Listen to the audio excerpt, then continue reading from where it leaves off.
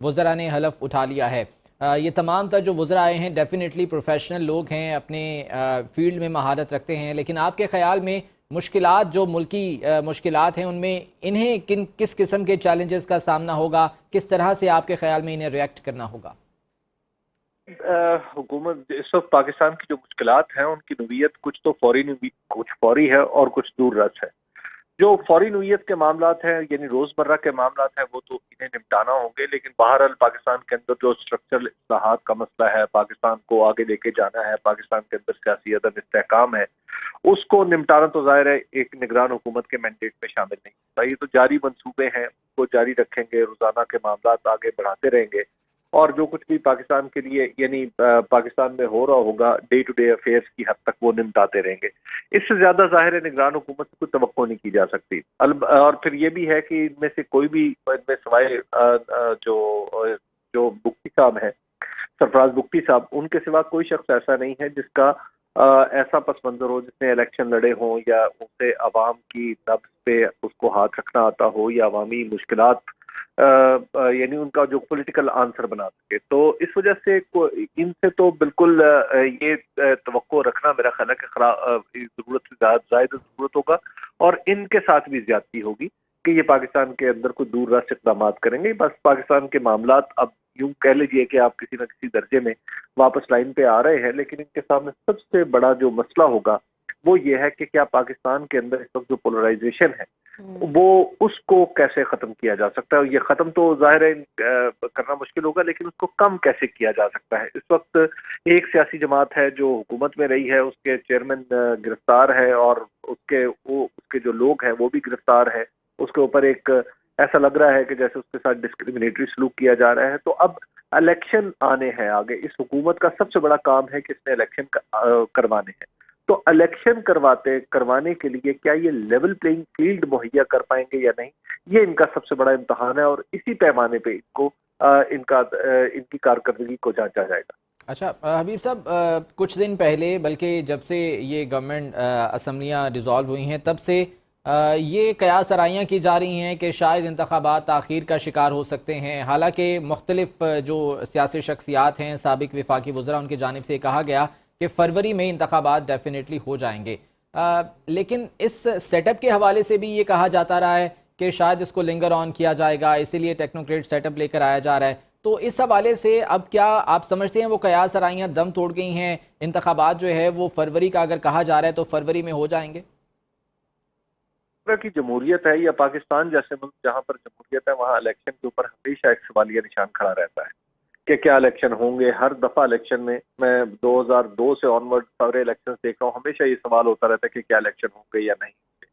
تو ایک تو یہ سوال بالکل ایک لاجیکل ہے۔ اس وقت اس کی امپورٹنس اس لیے بھی زیادہ ہو گئی ہے کہ آئین کے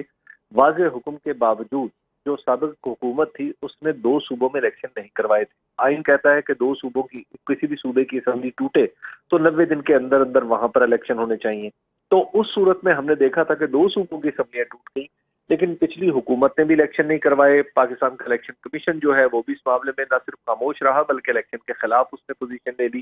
پاکستان کی عدلیہ نے ایک فیصلہ جاری کیا لیکن اس فیصلے پر عمل درآمد نہیں ہوا۔ تو ایک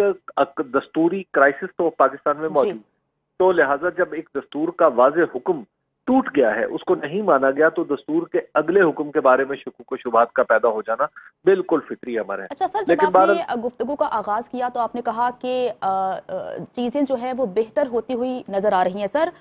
chief justice of Pakistan Umar Ata Bandial اور چیف الیکشن کمیشن کی ایک اہم ملاقات ہوئی ہے، کیا اس ملاقات کے بعد یہ جو کرائسس ہے اس میں آپ کمی دیکھ رہے ہیں؟ الیکشن وقت پر ہو جائیں گے؟ اس ملاقات کو آپ کس طرح سے دیکھ رہے ہیں؟ دیکھیے، انفارچونیٹلی پاکستان کے اندر اس طرح کی ملاقاتیں جو ہیں وہ ان کی کوئی خبر تو آتی نہیں۔ پاکستان کے چیف جسٹس ہیں، مطلب پاکستان کے، یعنی آپ سمجھے کہ ایک آئینی پاکستان کی پوری عدلیہ کے سربراہ ہیں، آئینی عہدہ ہے۔ اسی طرح چیف الیکشن کمیشن کا آئینی عہدہ ہے۔ یہ دونوں حضرات ملے ہیں، لیکن ہمیں یہ نہیں پتا کہ بالکل متعین انداز میں کہ ان کے درمیان کیا گفتگو ہوئی ہے، انہوں نے الیکشن پہ گفتگو کی ہے یا نہیں کی، کیا یہ ویسے ہی ایک کٹسی کال تھی الیکشن کمیشن کی طرف سے۔ میرا خیال یہ ہے کہ اس طرح کے معاملات مل رہے ہوں تو اس کی واضح بیان ایک پریس ریلیز جاری ہونی چاہیے جس میں بتایا جائے کہ یہ فلاں موضوع پر گفتگو ہوئی اور فلاں فلاں نکات فلاں فلاں سوال چیف جسٹس نے اٹھائے یا فلاں فلاں سوالات جو ہیں وہ چیف الیکشن کمشنر نے اٹھائے، اور ان دونوں کی ملاقات کا نتیجہ کیا نکلا، یا اگر الیکشن کمیشن کو کوئی ہدایت دی گئی تو وہ کیا تھی۔ اب مسئلہ یہ ہے کہ ہمارے ملک کے اتنے بڑے دو یعنی اس وقت، یعنی آپ ذرا تصور کیجئے کہ جب منتخب حکومت وجود میں نہیں ہے، پارلیمنٹ وجود میں نہیں ہے، تو پاکستان کا چیف جسٹس جو پاکستان کے دستور کا رکھوالا ہے، پاکستان کے دستور کا رکھوالا تو ہر شخص کو ہونا چاہیے، لیکن بہرحال یہ ان کی بنیادی ذمہ داری ہے، اور اس کے ساتھ پاکستان کا election commissioner, chief election commissioner ملتا ہے چیف جسٹس کے ساتھ، اور ہم سب کو پتا ہے کہ عدالتی معاملات ہیں، عدالت کے سامنے ایسے کیسز ہیں جن میں الیکشن کو بر وقت کروانے کے لیے استدعا کی گئی ہے، اور ان دونوں کی ملاقات ہوتی ہے لیکن اس کی پریس ریلیز نہیں جاری کی جاتی، تو یہ نہایت افسوسناک بات ہے۔ پاکستان کے اندر پتہ نہیں کیوں یہ معاملہ پچھلے کچھ عرصے سے دیکھا گیا ہے کہ یہ ایک پراسراریت سی طاری رکھتے ہیں تمام معاملات پہ، یہ کسی کی خدمت نہیں ہو رہی ہے، پاکستان کے اندر الجھاؤ پیدا کرنے والی بات ہے، اور چیف جسٹس کی بھی ذمہ داری ہے عمر عطا بندیال صاحب کی، اور چیف الیکشن کمشنر کی بھی۔ اب اگر یہ ملاقات دستور یعنی روایت کے مطابق اگر یہ چیف جسٹس کے دفتر میں ہوئی ہے تو پھر اعلیٰ عدلیہ کے جو رجسٹرار ہیں ان کے دستخطوں سے کوئی پریس ریلیز جاری ہونی چاہیے، یا کوئی میڈیا کو بریف کیا جانا چاہیے کہ جناب یہ بات ہوئی، تاکہ عام لوگوں کو پتہ چلے کہ ان کے دو بڑے عہدیدار کیوں ملے تھے۔ اب ہم اس پہ قیاس آرائیاں کرتے رہے چیف جسٹس کی ملاقات کے بارے میں یا چیف الیکشن کمشنر کی ملاقات کے بارے میں، تو یہ مناسب نہیں ہوگا۔ میرا خیال ہے ان قیاس آرائیوں کا راستہ خود اعلیٰ عدلیہ کی طرف سے جاری ہونے والی پریس ریلیز ہی کر سکتی ہے۔